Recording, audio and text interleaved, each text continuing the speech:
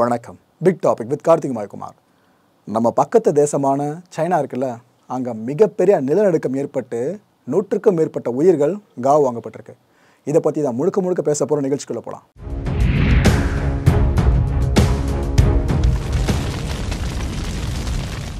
பேரிடர் அப்படின்னா இந்தியாவில் மட்டும் தான் நடக்குமா என்ன? அதுவும் தமிழ்நாட்டில் மட்டும் தான் நடக்குமா என்ன? அது எந்த ரூபத்துலேயும் எந்த நிலப்பரப்புலையும் நடக்கும் அப்படின்றதுக்கு ஆகச்சிறந்த சான்றா இந்த டிசம்பர் இருந்துக்கிட்டு இருக்கு. நம்ம தமிழ்நாட்டில் பெருவெள்ளத்தை பார்த்துக்கிட்டு இருக்கோம். அண்டை மாநிலங்கள்லேயும் பெருவெள்ள அபாயம் ஏற்பட்டதை பார்த்துக்கிட்டு இருக்கோம். இன்னொரு பக்கம் சைனாவில் பார்த்தீங்கன்னா நிலநடுக்கம்.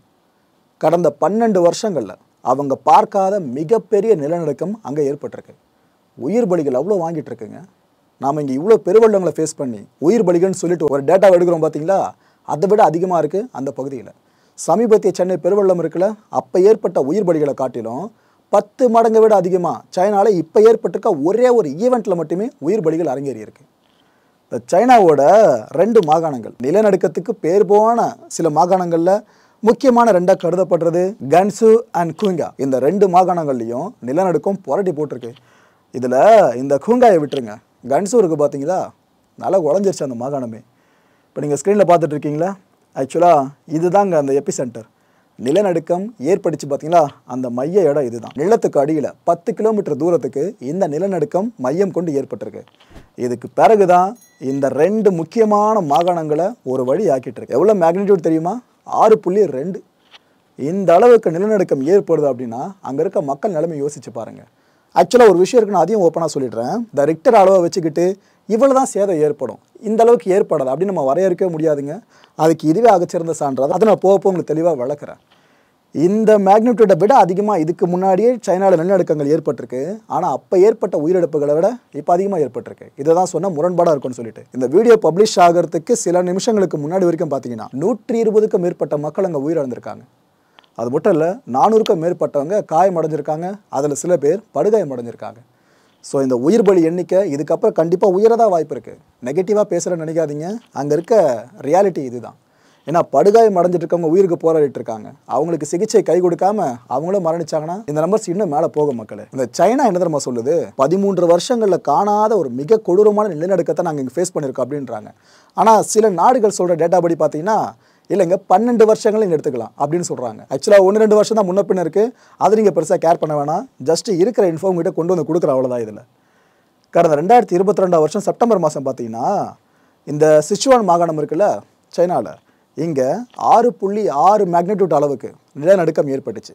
அதில் உயிரிழந்தவங்க எண்ணிக்கை 100 பேருங்க. சைனாவில் இதான் பிரச்சனையே. நிலநடுக்கம்ன்ற ஒன்று ஏற்பட்டுச்சுன்னா 100கணக்கில் தான் உயிர் பலியை வாங்கிட்டே இருக்கும். போன வருஷம் செப்டம்பரில் இந்த சினாரியோ, இந்த வருஷம் டிசம்பரில் இந்த உயிர் பலிகளை விட அதிகமாக அந்த சினாரியோ. இல்லை என்ன தெரியுமா கொடுமை, நிலநடுக்கம் பகலில் ஏற்பட்டிருந்தா கூட மக்கள் விழிப்போடு இருந்திருப்பாங்க. அடுத்தடுத்து பதறி ஓடுறது, எங்கன்னா சேஃபான பகுதியில் போய் நிற்கிறது, இது போல் விஷயங்களை பண்ணியிருக்கலாம். ஆனால் நள்ளிரவில் ஆரம்பித்து அதிகாலைக்குள்ளே இந்த எல்லா விஷயமும் நடந்து முடியுது. நிலநடுக்கம் அந்த டைமில் ஏற்பட்டதுனால தான் தூக்கத்திலேயே பல மக்கள் உயிரை விட்டுருக்காங்க. கொடுமை இதெல்லாம். எப்படி செத்தாங்கன்னு அவங்களுக்கு தெரியாதுங்க. இப்போ தூங்கிட்டு இருக்கும்போது உயிரை விட்டுருக்காங்க.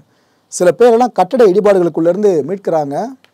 கடைசியாக இன்னும் ஒரு 2% 3% தான் உயிர் இருக்கும் போல இருக்குது. அப்படி தவிச்சிக்கிட்டு இருக்காங்க. நல்லவேளை சில பேருக்கு உடல் பாகங்கள் எதுவும் துண்டாகலை. ஏன்னா மேலே இருக்க செல்லியில் அவங்க மேலே விழுந்து இந்த உடற்பாகங்கள் சிதைவலாக ஏற்படும் பார்த்தீங்களா, அது போல் சில பேருக்கு ஏற்படாமல் இருக்கவே கடைசி மூச்சை சுவாசிச்சுட்டு இருப்பாங்களா, அவங்கள போல ஆட்களை எப்படியோ பிடிச்சி ஹாஸ்பிட்டல் அழைச்சிட்டு போயிட்டு ஒரு வழியாக உயிரை காப்பாற்றிக்கிட்டு இருக்காங்க. ஆனால் இது எல்லாருக்கும் நடக்காதுல்ல. என்ன சொல்ல வரோன்னு புரியும் நம்புகிறேன். இந்த ரெஸ்கியூ ஆப்ரேஷன் அப்படின்றது இப்படி தாங்க போயிட்டுருக்கு. ஏன்னா அங்கே வெளிச்சமே இல்லை, வாகனங்களோட லைட்ஸ் இருக்குல்ல அதை வச்சுக்கிட்டோம்.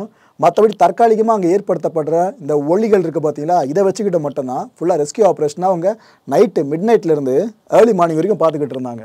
அப்படி மீட்கப்படுற ஒவ்வொருத்தரும் இது போல தான் ஸ்ட்ரெச்சரில் வச்சு ஹாஸ்பிட்டலை நோக்கி அழைச்சிட்டு போயிட்டு இருந்தாங்க. சிக்கனவங்கள மீட்கிற பணி இருக்குல்ல, அது இப்போ வரைக்கும் தொடர்ந்துக்கிட்டு தான் இருக்குது. ஏன்னா 120க்கும் மேற்பட்டவங்க உயிரிழந்திருக்காங்க நான் சொன்னேன். இது வரைக்கும் கண்டுபிடிக்கப்பட்ட எண்ணிக்கை அது. இதுக்கப்புறம் இடிபாடுகளுக்குள்ளே சிக்கியிருக்கவனை மீட்கும் போது தான் உண்மையிலேயே எத்தனை பேருன்ற டேட்டா வெளியே வரும். 5000க்கும் மேற்பட்ட வீடுகள் தரைமட்டமாகியிருக்கு. ரெஸ்கியூ ஆப்ரேஷன் ஈடுபட்டவங்களுக்கு பெரிய தலைவலி எது தெரியுமா, ஒரு ஃப்ளாட் சர்ஃபேஸில் இருந்து நீங்கள் இவங்களை ரெஸ்கியூ ஆப்ரேஷனை முன்னெடுங்க அப்படின்னா ரிசல்ட் துல்லியமாக இருக்கும். இதுவே இது போல் கரடு முரடான பகுதி, ஏன்னா இடிஞ்செல்லாம் கீழே விழுந்திருக்கு, அதுக்குள்ளே போயிட்டு நீங்கள் உயிரோடு இருக்கவங்களை மீட்டு வாங்க, பிணங்களை இருந்தாலும் அடையாளம் காண மீட்டு வாங்கன்னு சொன்னால் எப்படி இருக்கும்? ஸோ இவங்களோட டாஸ்க் ரொம்ப பெருசு. அது எந்த அளவுக்கு பெரிய டாஸ்க்குன்றது இப்போ நீங்கள் இந்த பிக்கப் ஆகிறப்ப தெளிவாக தெரியும். ஃபுல்லாக இடிபாடுங்க. இது ஆக்சுவலாக இதுக்கு முன்னாடி ஒரு எழும்பிய கட்டடம். ஆனால் அது அப்படியே இப்போ சரிஞ்சு எப்படி ஃப்ளாட்டாக இருக்குது பாருங்கள், ஃப்ளாட் சர்ஃபேஸில். இதுக்குள்ளே போயிட்டு அவங்க தேடணும். இங்கே இவங்க உயிரை பண வைக்கணும். ஒவ்வொருத்தரும் உள்ளே ஒவ்வொருத்தராக இறங்கி தேடி அவங்க இன்கேஸ் உயிர் இருக்குது அவங்களுக்கு அப்படின்னா காப்பாற்றணும். இவங்க உள்ளே போகிறவங்க மனதைரியம் பெருசாக இருந்தால் மட்டும்தான் இந்த வேலையை செய்ய முடியுங்க. இல்லைனா ரொம்ப ரொம்ப கஷ்டம். யோசிச்சு பாருங்கள், நாம் சடனாக ஒரு இடத்துல ஒரு பணத்தை பார்க்குறோம் அப்படின்னா எப்படி ரியாக்ட் பண்ணுவோம்? இதெல்லாம் தாண்டி மனதைரியம் உங்களுக்கு அதிகமாக இருந்தால் மட்டும்தான் இந்த ரெஸ்கியூ ஆப்ரேஷனில் அவங்களால துல்லியமாக செயல்பட முடியுமே. ஆனால் இவங்க லைஃப்லாம் ரொம்ப ரொம்ப கஷ்டங்க. இது போல் கொடூரமான காட்சிகளை நேரில் பார்த்துட்டு அவங்களோட வாழ்நாள் முழுக்க அந்த காட்சி அவங்கள தொடர்ந்துக்கிட்டே இருக்கும். இந்த ரெஸ்கியூ ஆப்ரேஷன் மேற்கொள்கிற அஃபிஷியல் சார்ந்து சில பேருக்கு தெரியாமல் இருந்துச்சுன்னா நான் சொல்கிற இந்த ஒரு உதாரணமே உங்களுக்கு தெளிவுபடுத்திடும்.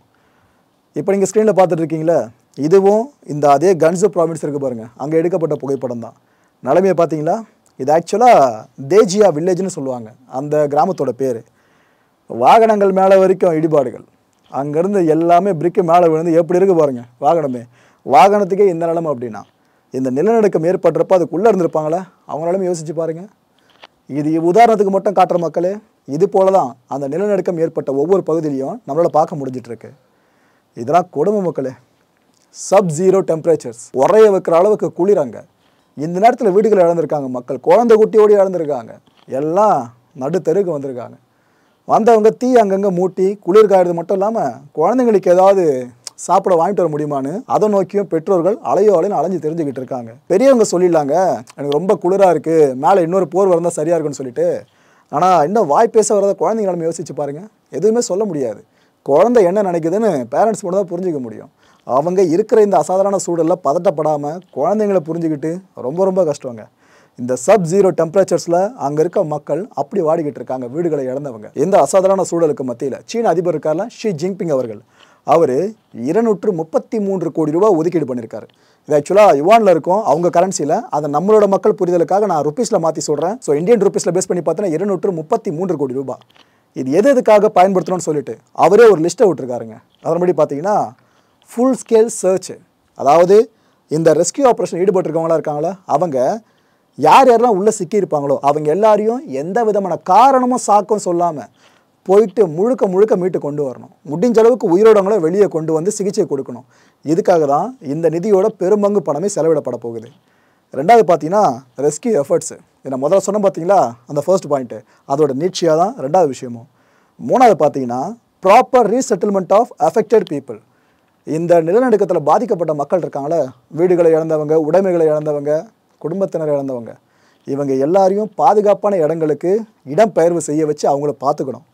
நாலாவது maximum efforts for safety and property. இது எல்லா கவர்மெண்ட்டும் செய்கிறது தான்.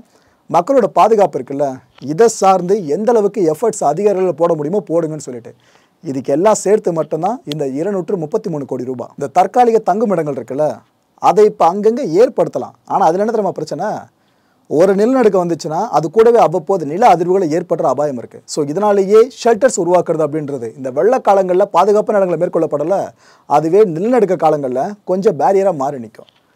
இதனால் என்ன பண்ணுறாங்கன்னா இந்த தார்பாய் மாதிரிலாம் இருக்கும் பார்த்தீங்களா, அது போல் சின்ன சின்ன கேம்பை அமைச்சு கொடுத்துட்றாங்க இங்கே வர அஃபிஷியல்ஸ்லாம் அங்கே பாதிக்கப்பட்டிருக்க மக்களுக்காக. அண்ட் எல்லா முகமுழுக்க நேரில் போகிறாங்க ஒவ்வொரு அதிகாரிகளும்.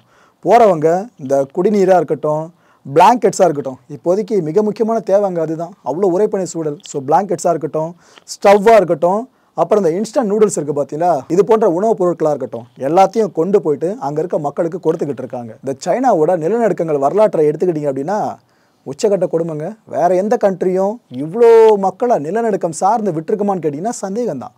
அந்தளவுக்கு விட்டுருக்காங்க. ஆயிரக்கணக்கில் நிலநடுக்கம் ஏற்பட்ட ஒரு பூமிங்க சைனா அப்படின்றது. உதாரணத்துக்கு சொல்கிறேன், 2 நிலநடுக்கங்கள் சார்ந்து மட்டும் சொல்கிறேன். அப்போ மற்றவரோட மோசமாக இருந்திருக்கும், நீங்களே முடிவு பண்ணிக்கலாம். 2008 வருஷங்க இந்த சிச்சுவான் மாகாணம் இருக்குல்ல, அங்கே 7.9 மேக்னிடியூட் அளவுக்கு ஒரு நிலநடுக்கம் ஏற்பட்டுச்சு. இதோட விளைவு 87,000 மக்கள் உயிரிழந்தாங்க. நூற்றுக்கணக்கில் இல்லை, ஆயிரக்கணக்கில் போயிருக்கு பாருங்கள். இதில் கொடுமையிலும் கொடுமை என்னென்னா, அப்போ அந்த நிலநடுக்கம் ஏற்பட்ட போது ஸ்கூல்ஸ் எல்லாமே ஃபங்க்ஷனிங்கில் இருந்துச்சு, எல்லாமே இயங்கிட்டு இருந்துச்சு. அப்போ பள்ளிக்கூடங்களில் மாணவ மாணவிகள் படிச்சுக்கிட்டு இருப்பாங்க குழந்தைங்களாம். கிட்டத்தட்ட 5335 ஸ்கூல் சில்ட்ரனுக்கு என்ன ஆச்சுன்னே தெரியல, இப்போ வரைக்கும் தெரியலங்க. இந்த 87,000 பேரில் பெரும்பங்கு இறந்துட்டாங்க, மீதம் இருக்கிற பங்கினர் காணாமல் போயிருக்காங்க. இட் மீன்ஸ் அவங்களும் செத்துட்டாங்கன்னு தான் அர்த்தம்.